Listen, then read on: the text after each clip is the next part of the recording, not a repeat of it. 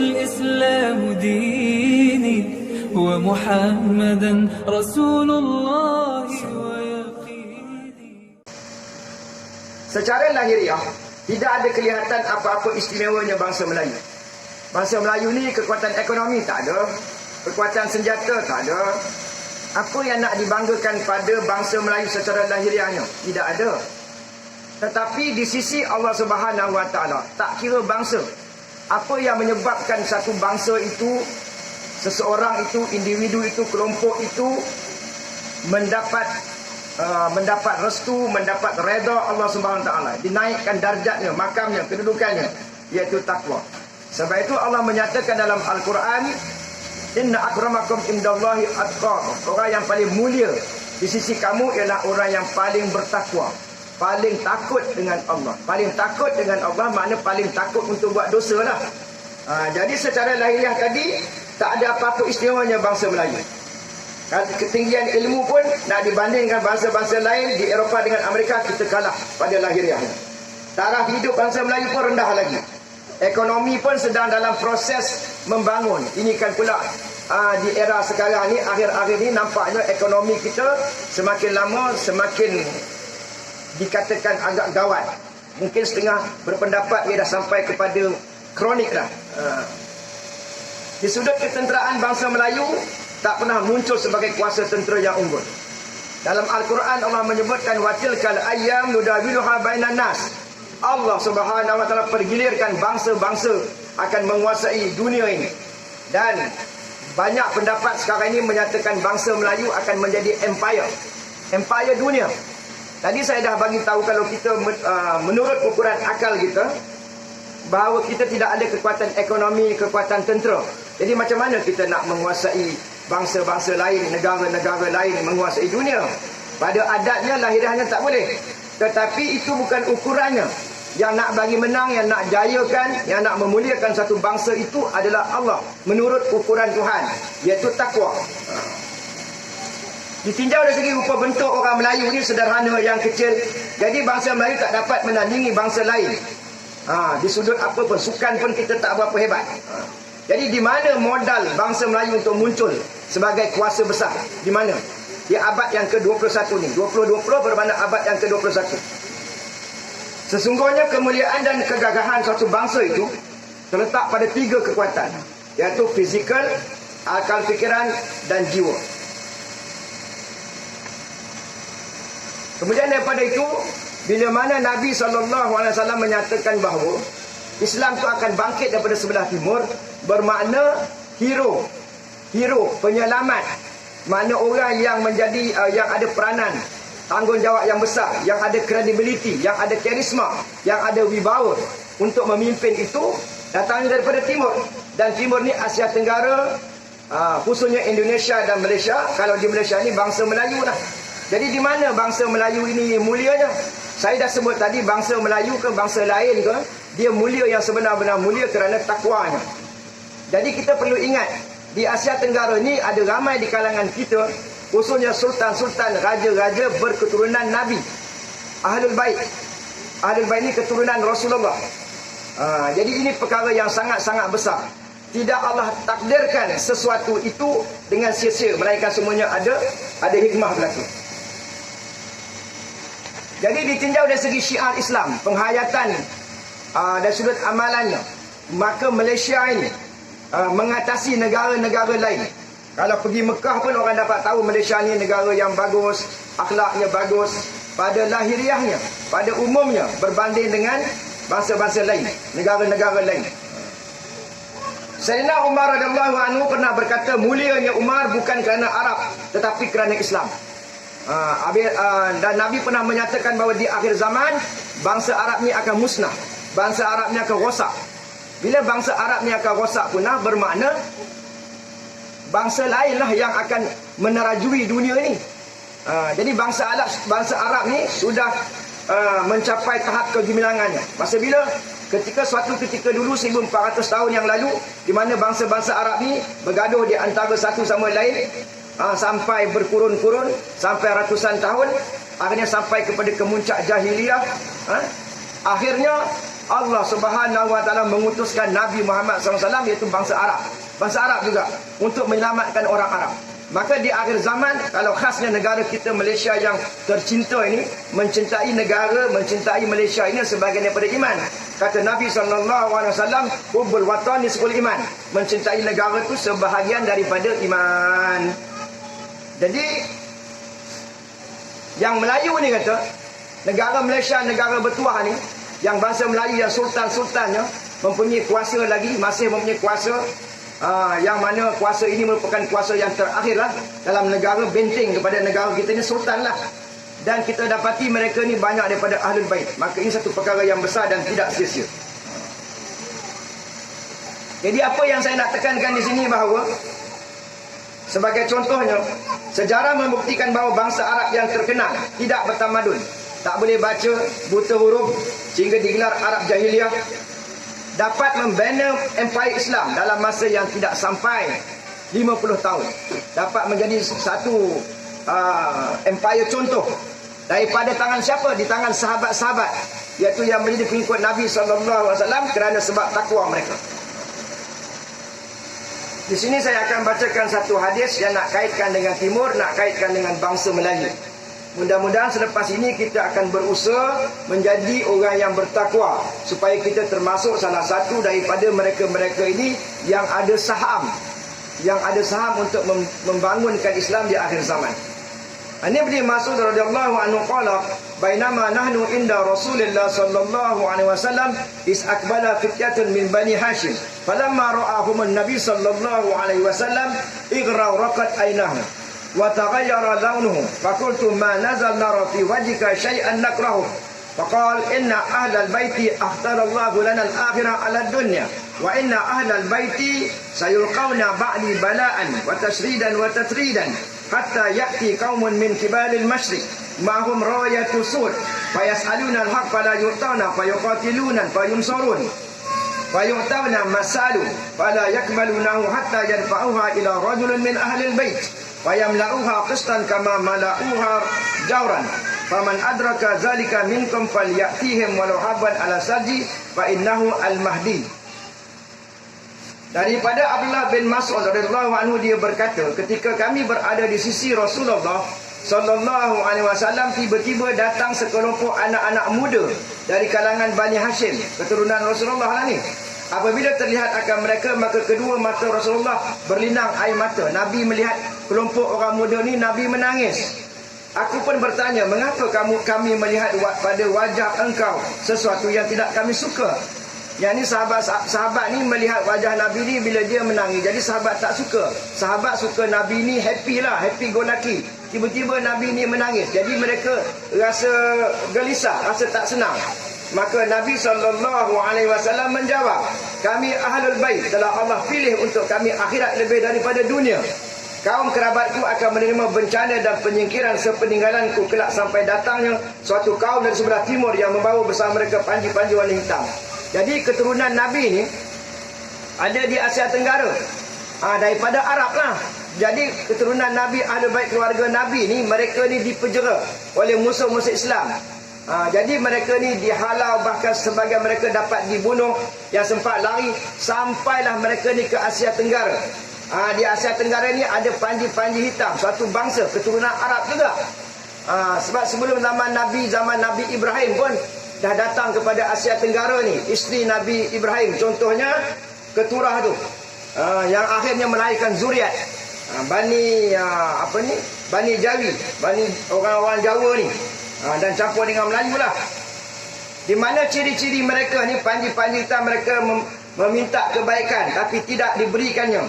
Maka mereka pun berjuang dan memperoleh kebenaran, lalu diberi apa yang mereka minta itu, tetapi mereka tidak menerimanya, hingga mereka menyerahkan kepada seorang lelaki dari kaum kerabatku yang memenuhi bumi dengan keadilan, sebagaimana bumi dipenuhi dengan kedurjanaan. Siapa di antara kamu yang sempat menemuinya, maka datangilah mereka, walaupun merangkak di atas salji, sesungguhnya dia adalah Al-Mahdi. Hadis riwayat Abu Daud. Sekarang saya nak ringkaskan kepada poin yang besar. Sila beri perhatian insya-Allah. Di Malaysia ni, tuan-tuan kena kaji, ada tak kelompok jamaah yang yang apa melalui 7 tahap. 7 tahap. Yang pertama sekali, fayas'alunal haq. Mereka ni memperjuangkan kebenaran. Tahap yang pertama. Memperjuangkan kebenaran tahap yang pertama, kemudian tak dipedulikan, disingkirkan. Itu satu. Kemudian fala yu'tauna, ni yang kedua lah. Maka mereka disingkir, mereka tidak dipedulikan, mereka dikatakan macam-macam. Itu tahap yang kedua. Yang ketiga, fayuqatiluna. Mereka terus berjuang sebab mereka ada Allah dan Rasul sebagai aset mereka. Jadi mereka terus. Yang ketiga, mereka fayuqatiluna, mereka terus berjuang. Berjuang. Lama-lama fayunsurun, maka mereka diberi kemenangan. Itu tahap yang keempat, diberi kemenangan. Mereka dipanggil, berunding. Maka mereka, ini tahap yang keempat. Fayu'tauna masalu, lalu mereka diberi kuasa. Diberi kuasa negara. Sebab negara tu dalam keadaan semakin lama semakin meruntuh, ekonominya, politiknya tidak stabil. Fala yakbalunahu, tapi orang ini, pemimpin ini tidak menerimanya. Sebab dia berjuang bukan untuk dapat kuasa. Dia berjuang bukan untuk dapatkan kuasa negara, kuasa politik. Dia berjuang untuk mencari redha Allah, menegakkan hukum yang 5, wajib, sunat, haram, harus, makruh. Mereka ni membawa akhlak, mereka ni membawa kasih sayang, bukan nak menjatuhkan orang lain, bukan nak kuasa. Itu tahap yang keenam. Hatta yadfa'uha ila rajulin min ahlil bait, sehingga mereka menyerahkan kuasa pada ahlul bait. Serah kuasa pada ahlul bait ni siapa? Imam Mahdi. Maknanya pemimpin ini dia akan dapat kuasa secara aman. Pemerintah bagi dan akhirnya dia beri kuasa ini kepada Imamul Mahdi. Bermakna pemimpin ini dia kenal lah Imam Mahdi. Sekitar Asia Tenggara ni, Indonesia, Malaysia ni. Jadi kenapa ni orang-orang yang macam ni mendapat kemuliaan? Bukan kerana harta, bukan kerana ekonomi, bukan kerana kuasa tentera dan sebagainya, kerana takwa. Jadi barang siapa yang yakin, maka dia perlu mendapatkannya. Mana pergi carilah. Sebab kebenaran ni tuan-tuan, saya nak bagi tahu kebenaran ni, rupanya dalam Islam ni kita tak cukup dengan sembahyang berjemaah di masjid. Tak cukup. Walaupun itu sebahagian daripada Islam. Kita mengaji, menuntut ilmu di surau, di masjid, itu pun bagus, tapi tak cukup lagi. Ada lagi yang ketiganya. Dan seterusnya, kita kena jaga keluarga kita, anak beranak kita. Qu anfusakum wa ahlikum nara. Jaga diri kamu dan keluarga kamu daripada api neraka. Tak cukup lagi. Kita kena berjemaah dan akhirnya di akhir zaman ni, sekarang ni ramai orang dah cemuh dah. Dah tak suka, dah menyampah dengan contohnya dengan orang-orang politik. Orang dah tak suka dengan keadaan kezaliman, penindasan, rasuah, ketidakadilan oleh mana-mana pihak, tak kira siapa pun. Jadi orang dah jemu dengan keadaan sekarang. Orang nak Islam. Orang suka nak beramal, sembahyang sunat, mengaji Quran, selawat banyak-banyak, jadi orang baik, suka bersedekah. Dia orang suka macam tu. Jadi rupanya ada lagi jamaah kebenaran. Di akhir zaman ni ada jemaah kebenaran. Kenapa ada? Kenapa perlu ada? Sebab jemaah kebenaran ini ada pemimpinnya yang benar-benar bertakwa, mendapat bantuan, mendapat pertolongan dari Allah Subhanahu wa taala. Sebagaimana disebut dalam Quran, wa may yattaqillaha yaj'al lahu makhraja wa yarzuqhu min haitsu la yahtasib. Wa may yattaqillaha, barang siapa yang bertakwa, yang benar-benar takut dan cintakan Tuhan, yaj'al lahu makhraja, dia akan beri jalan keluar. Jalan keluar ni bukan berbentuk ekonomi, duit saja. Segala macam masalah negara dapat diselesaikan. Sebab kita dah hidup dah ratusan tahun dah, hampir ribuan tahun hidup dalam keadaan penuh penindasan, penuh kezaliman. Sekarang giliran apa? Yang tadi saya sebutkan dalam Al-Quran, watilkal ayyam nudawiluha bainan nas, digilirkan bangsa-bangsa. Sekarang ni giliran bangsa Melayu, bangsa Jawa. Dengan syarat, bukan Melayu saja. Kalau Melayu makan belacan, tak cukup. Kalau Melayu sekadar makan petai, makan jering, itu bukan Melayu yang dimaksudkan. Melayu yang dimaksudkan ni Melayu yang baik, yang berakhlak, yang bangun malam, yang banyak zikir, yang benar-benar menjauhkan diri daripada dosa. Maka kita bertuah kerana pemimpin di akhir zaman ini yang ada di Asia Tenggara ini berketurunan Nabi. Asal usul mereka ini daripada negara Arab lah. Kemudian Wali Songo tahu kan? Wali-wali ini berdakwah di negara Jawa, masuk sana masuk sini berdakwah. Akhirnya mereka ni kahwin campur. Bila kahwin campur dapatlah keturunan Arab. Jadi kita ni yang ada di Indonesia namanya Habib atau Habaib. Kalau di Malaysia ni Said ataupun Syarifah. Itu keturunan Nabi, itu contohnya. Tetapi dah disebutkan banyak kali tadi, syaratnya kita hendaklah bertakwa. Jadi kita di Asia Tenggara ni bertuahlah kerana pemimpin di akhir zaman ni datang daripada Asia Tenggara. Kemudian melalui 7 tahap tadi serah kepada Al-Mahdi. Jadi kita dah dekat dengan kezahiran Al-Mahdi ni. Apa buktinya Ustaz? Maka kita jawab, buktinya sekarang ni mana-mana negara tidak ada satu contoh yang terbaik. Tak ada role model Islam yang benar-benar nak dibanggakan tu, tak ada. Tak ada, yang melainkan kita ni diperkotak-katikkan oleh bangsa-bangsa daripada bangsa-bangsa kufar ni. Sebab itu kita ni bila berperang sekarang ni, lawan dengan Yahudi, lawan dengan Nasara, lawan dengan musuh-musuh Islam, kita kalah aja manjang, tak menang-menang. Kenapa tak menang? Sebab kita ni berjuang campur dengan dosa. Tahajud pun buat, sembahyang sunat duha pun, ngaji pun ngaji, sedekah pun sedekah, tapi banyak lagi dosa yang kita terlibat. Jadi bila kita terlibat dengan dosa, dia menjadi hijab. Menjadi hijab, maka kita tak dapat bantuan dari Allah Subhanahu Wa Taala. Maka yang akan mengislamkan dunia, yang akan menyelamatkan dunia, yang akan menyelamatkan umat Islam ni adalah orang yang bertakwa, iaitu Imamul Mahdi. Tetapi sebelum kedatangan Imamul Mahdi ni ada orang kanan dia, ada wazir dia. Wazir dalam bahasa Arab maknanya menteri dia, yang gelarannya adalah Fatah At-Tamimi. Maka ada 3 tokoh di akhir zaman, zaman kita lah akhir zaman ni, 3 tokoh akhir zaman. Fatah At-Tamimi atau nama gelarannya yang lain adalah Syuaib bin Saleh, Imamul Mahdi dan Nabi Isa akan datang. 3 tokoh, tiga serangkai ni, tokoh-tokoh akhir zaman. Jadi mereka akan mengembalikan Islam. Sebab apa? Mereka bukan di tangan orang lain. Sebab mereka baik, mereka bertakwa, mereka benar-benar takut dan cintakan Tuhan. Mereka tak buat dosa. Jadi kalau buat dosa, terbuat dosa, mereka cepat-cepat bertaubat. Jadi balik kepada Melayu bangsa bertuah ni. Jadi bila di akhir zaman akan ada jemaah kebenaran, tak kira lelaki, tak kira perempuan. Apa kelebihan Ustaz? Di akhir zaman yang ada jemaah kebenaran, apa kelebihannya? Saya akan senaraikan 5 insya-Allah. Matan dia 5. Apa kelebihannya kalau kita ambil tahu? Apa lebih-lebihnya kalau kita terlibat? Yang pertamanya insya-Allah, yang pertamanya kita akan ada peluang yang lebih mudah untuk menjadi orang yang baik, yang selamat di akhirat. Di mana di akhirat itu suatu yang penuh dengan azab. Bermula daripada alam barzakh, alam kubur, bukan senang nak lepas diri. Kata kita 50-60 tahun, nak senang ke nak lepas diri daripada seksa kubur? Susah. Boleh dikatakan tidak ada siapa, maksudnya yang terlepas daripada apa ni, himpitan kubur tu. Sampaikan Nabi SAW menyatakan anaknya Zainab dan seorang sahabat yang begitu baik juga dirasakan betapa azab peritnya. Himpitan kubur itu cuma diringankan. Kepada orang yang baik, kepada orang yang bertakwa, diringankan.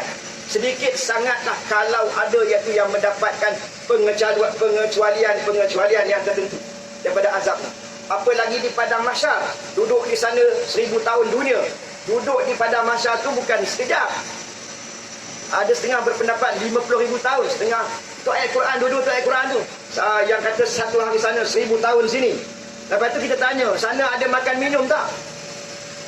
Tak ada makan, tak ada minum. Pada umumnya kita berhadapan dengan satu mahkamah. Satu mahkamah yang cukup hebat, cukup luar biasa. Allahu Akbar. Allah sebagai hakimnya yang seadil-adilnya. Mana nak lari? Jadi ada berita gembira, berita busra. Busra tu bahasa Arab. Untuk orang-orang mukmin di akhir zaman ni, orang yang baik, khususnya Asia Tenggara, khususnya orang Melayu, orang Jawa ni, apa dia? Iaitu akan ada jamaah kebenaran dari Asia Tenggara ni. Jadi kita kena cari. Tak cukup dengan sembahyang, tak cukup dengan puasa. Pasal apa tak cukup, orang tanya? Tak cukup tu sebab Kita ni kan ada dosa yang banyak daripada umur balik dulu 15 tahun. Macam-macam dosa yang kita buat. Kami dah taubat Ustaz. Ya, kamu dah melafazkan taubat. Kamu dah semayang sunat taubat. Kamu dah menangis. Tetapi tidak ada garantinya. Tidak ada jaminannya bahawa dosa-dosa kamu itu telah diampunkan semua.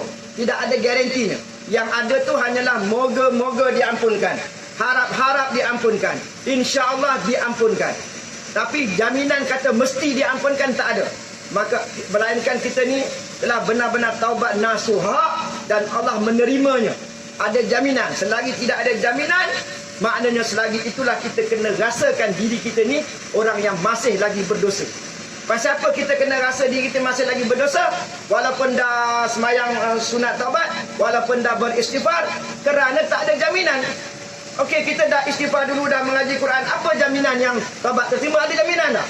Ada malaikat datang bawa surat. Kata ini surat-surat bahawa dosa kamu telah diampunkan semua. Tak ada. Jadi oleh kerana itu kita mengekalkan sifat rasa kehambaan. Rasa takut kita. Takut-takut taubat kita belum lagi diampunkan. Tuhan itu maha adil. Dia tahulah nak ampun macam mana, tak diampun sebab apanya.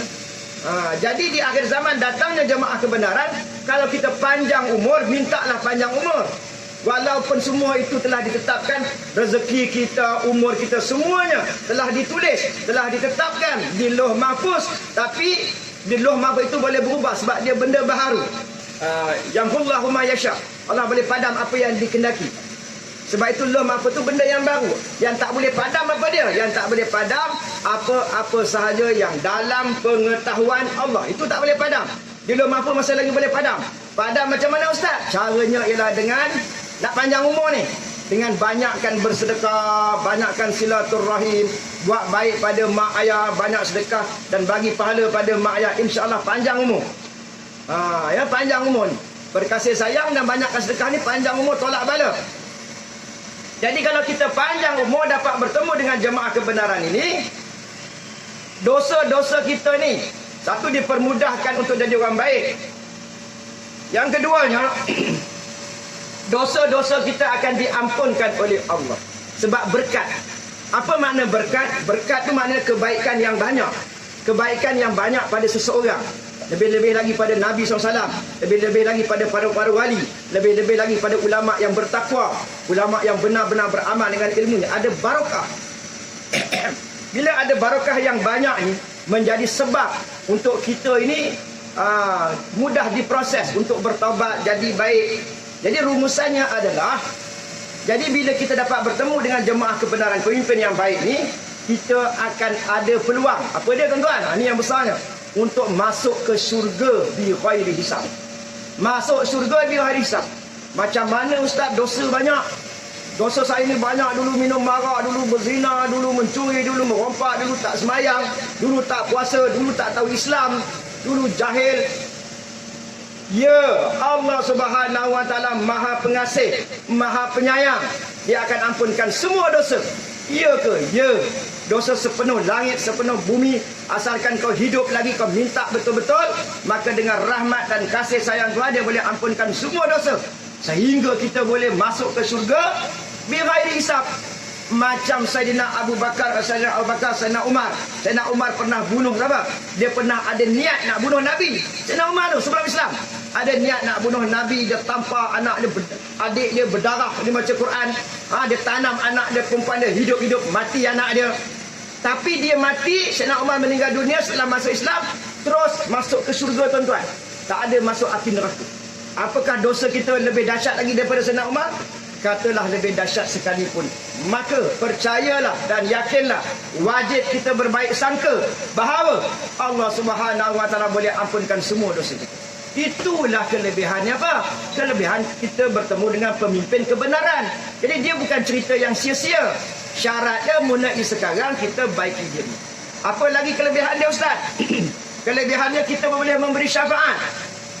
Sebab biasanya tuan-tuan, dalam keluarga kita ni, contohnya lah, kita ada 6, 7 orang, 10 orang. Yang baik berapa orang? Yang baik ni mungkin 1, 2 je. Bukan semua baik. Kan 10 orang, kadang-kadang 2, kadang-kadang seorang. Jadi yang benar-benar baik ini dia boleh memberi syafaat. Boleh memberi syafaat kepada Kepada siapa? Kepada yang tak baik itulah. Contohnya kita lah, katalah kita ni ditakdirkan oleh Allah SWT jadi orang yang baik, jadi bertakwa. Maka dengan amalan kita tadi boleh memberi syafaat kepada mak ayah kita, kepada adik-adik kita, sehingga 70 orang kita boleh memberi syafaat. Hasil daripada proses pemimpin yang bertakwa. Iaitu siapa yang gelaran tadi sebut? Fatah At-Tamimi dan Imamul Mahdi. Jadi gamak-gamaknya lama mana dia orang nak datang Ustaz? Dia orang tak lama dah nak zahir lihat kepada situasi negara. Suatu bangsa tu kalau nak menjadi satu bangsa yang kuat pulih semula, dia kena ranak dulu, kena hancur dulu. Bila macam kereta lah, kita nak beli kereta baru, kereta tu dah rosak dah, enjin dah rosak, tak boleh pakai, nak baiki pun puluh-puluh ribu ke belah-belah ribu, baik beli kereta baru. Gitulah gambarannya. Jadi di sini sampailah kita kepada kesimpulan yang sebenar-benarnya di zaman teknologi ni, zaman internet ni, zaman YouTube ini, tuan-tuan boleh akses, boleh cari, boleh layari, dapatkan maklumat berkaitan dengan bangsa Melayu. Bangsa Melayu, bangsa Jawa, cari sampai dapat, jangan jemu. Bila dah dapat, dah yakin, ya ini giliran bangsa Melayu. Maka nak buat apa? Sekadar ilmu saja, pandai cakap ke pandai berhujah, sekadar ilmu melaut, ilmu tinggi, banyak pandai dalam pun tidak ada faedahnya. Ilmu tak ada faedahnya kalau kita tak beramal. Jadi sekarang kita yang tahu. Contohnya suami kita tak tahu. Suami kita dia tak dengar pengajian, dia tak tahu tentang bangsa Melayu Islam akhir zaman ni. Kita yang tahu.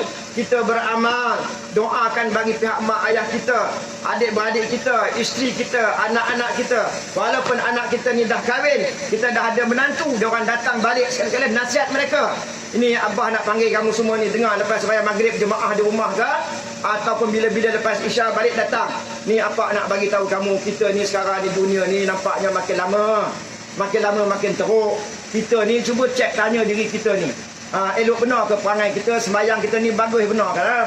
Puasa-puasa tu ada ketinggalan lagi, maka hendaklah kita sembahyang, hendaklah kita qada gantikan mana-mana yang kita tertinggal. Jangan sampai kita menyesal selama-lamanya. Saya tak pernah dengar cerita orang yang mati dalam kubur tu tuan-tuan. Sudah mati seminggu, mati 2 minggu, tiba-tiba dia bangun khabatnya kubur tu balik ke rumah. Mak dia pun terkejut. Man, macam mana kau balik ni? Man, tak tahan lah. Mak takut penuh dalam kubur tu seksanya. Tu yang Man balik ni. Ada dengar cerita macam tu? Mana ada? Jadi kalau kita dah menyesal tuan-tuan, menyesallah kita selama-lamanya. Maka sementara kita hidup ini, walaupun belum berapa baik ni, maka kita nak berikhtiar, berusaha. Cari kebenaran tu. Walau haban ala saji, walaupun merangkak di atas saji. Cari. Ya ke cerita ni? Ustaz cakap ni betul ke penipu je ustaz ni? Cari maklumat tu sampai dapat. Bila dah dapat, dah yakin, berubah, taubat. Taubat ni sebenarnya tak susah. Dari segi ilmunya tak susah lah. Maksudnya macam ni. Ada lagi dalam masa 1 saat. 1 saat kan kita terlintas dalam hati, ya Allah, mulai sekarang ni aku ni taubat betul-betul, aku ni tak nak buat dosa. Betul-betul ya Allah, kau tolonglah aku. Taubatkanlah semua dosa-dosa aku ni ya Allah. Maka insya-Allah dengan rahmat kasih sayang Tuhan diampunkan semua dosa kita, dengan syarat kita taubat nasuha, ada azam, ada niat macam tu. Bukan koma tapi full stop, benar-benar bertaubat. Begitu. Jadi cerita kebenaran, cerita bangsa Melayu ini, dia bukan had pada laki-laki je. Laki-laki ke perempuan, semua tak kira, orang muda ke. Ini peluang kita. Tak payahlah kita pergi negara-negara Arab nak dapatkan kebenaran. Di Asia Tenggara ni, saya pernah dulu, lama dah, saya tak simpan lagi maklumat tu. Saya rahsia bangsa Melayu Islam bangkit daripada timur, saya buka. Tahu berapa keluar website tu? 500 juta, 500 lebih, 500,000 lebih, 300,000 lebih. Makna cerita ni dah tersebar luas dah. Kalau buka YouTube tu, type je Imam Mahdi. Kalau di Indonesia, Amerika, semua ada versi tu. Dah berjuta dah. Berjuta tuan-tuan. Tuan-tuan type contohnya Imam Mahdi, zrab dia keluar. Lepas tu tajuk lagi tentera Imam Mahdi, zrab dia keluar. Ramai orang dah cerita tentang itu. Kita masih lagi rasa kita boleh selamat dengan amal kita, selamat dengan zikir kita, selamat dengan selawat kita. Ya Allah, ya Tuhanku, ya Karim, astagfirullahaladzim. Bukan macam tu nak oi. Bukan macam tu pakcik-makcik. Bukan macam itu kakak-kakak oi. Bukan macam tu saudara-saudara. Bukan macam tu tuan-puan. Kita ni bila dah beramal menurut ajaran Islam tulen, hendaklah kita mengikhlaskannya dengan melupakan saja. Sebab amalan-amalan kita ini semuanya anugerah Allah, semuanya hadiah dari Allah. Dia yang gerakkan kita ni beramal bangun malam dan semuanya, sehingga kita boleh beramal tu dia, bukan kita. Jadi kita ni sarung sahaja. Jadi kalau kita ni diberi peluang, ada bonus, diberi syafaat, boleh masuk surga dengan rahmat. Sejuta kali rahmat. Nabi masuk surga dengan rahmat. Nabi pun tak masuk surga dengan amalan.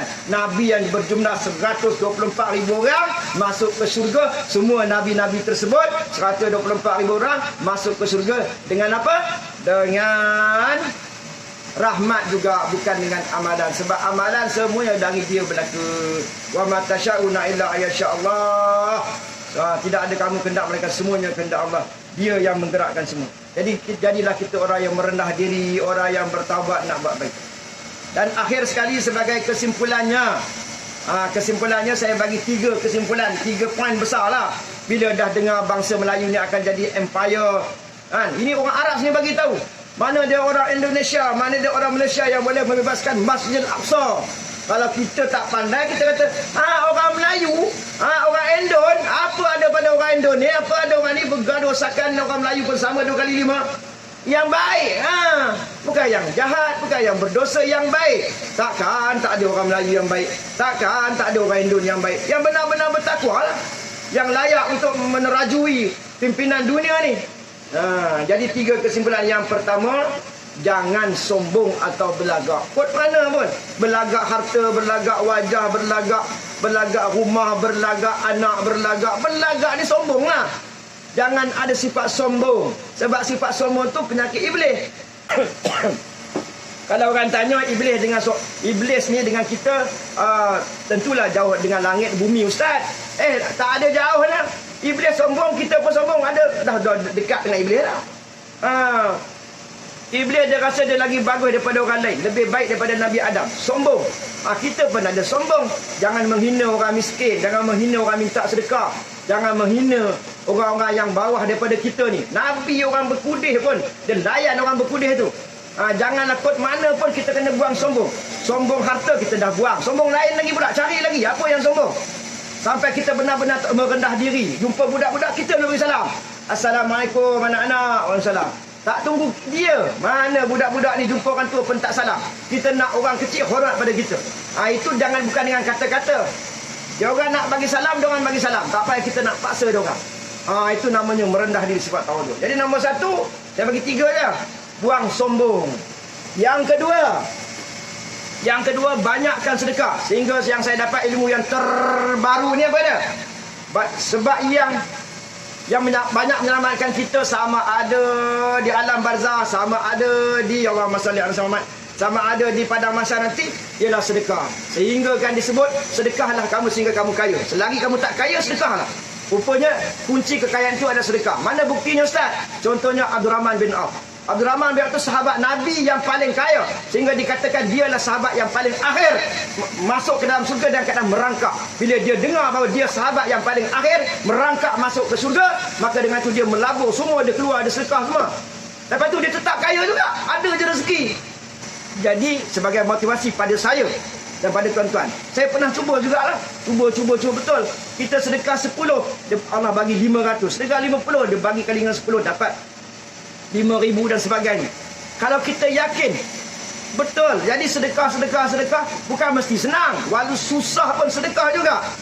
Nanti insya-Allah Allah akan kayakan kita. Sebab hak orang tu dibagi-bagikan. Sampai begitulah. Itu yang kedua. Yang pertama, jangan sombong. Yang kedua apa tadi? Banyak sedekah. Dan yang ketiga, yang terakhir, berlunak lembutlah dengan makhluk Allah Subhanahu wa taala, ciptaan Tuhan. Berlunak ni macam mana, ustaz? Berlunak ni dengan orang yang bersalah, dengan orang yang kasar, dengan orang yang zalim, dengan orang yang berdosa, dengan orang yang menganiayakan kita. Buat baik macam mana, ustaz? Orang zalim nak buat baik macam mana? Doakan dia. Doa pasal apa dia zalim, ustaz? Doakan supaya dia tak masuk neraka. Doakan dia supaya dapat hidayah. Habis yang berdosa pula macam mana nak kesian dia buat dosa, ustaz? Dia buat dosa tu, kita nasihat dia. Jadi penyelamat, penghibur dia, maafkan dia. Jadi lembut dengan semua orang. Jangan kata teruk benar lah perangai dia, kutuk dia, hentam dia, perli dia, mengumpat dia, menghina dia. Sudahnya dia masuk neraka dengan kita pun masuk neraka. 2 kali 5. Sebab itu Nabi kata, qala Nabi sallallahu alaihi wasallam, ahsin ila ma asailai, buat baiklah kepada orang yang buat jahat. Kalau tuan-tuan nak jadi ahli syurga, cerminkan diri kita, kalau boleh buat baik kepada orang yang buat jahat, orang buat jahat kepada kita boleh buat baik kepada dia, itu tanda-tanda isyarat kita boleh jadi ahli syurga. Tapi kalau orang buat jahat, kita balas jahat. Orang buat zalim, kita balas zalim. Orang mengata kita mengata dia. Orang mengumpat kita mengumpat dia. Orang hina kita hina dia. InsyaAllah dua-dualah masuk neraka. Subhanallah. Jadi sekian saja dan kita buka sesi soal jawab. Wabillahi taufiq wal hidayah. Assalamualaikum warahmatullahi wabarakatuh.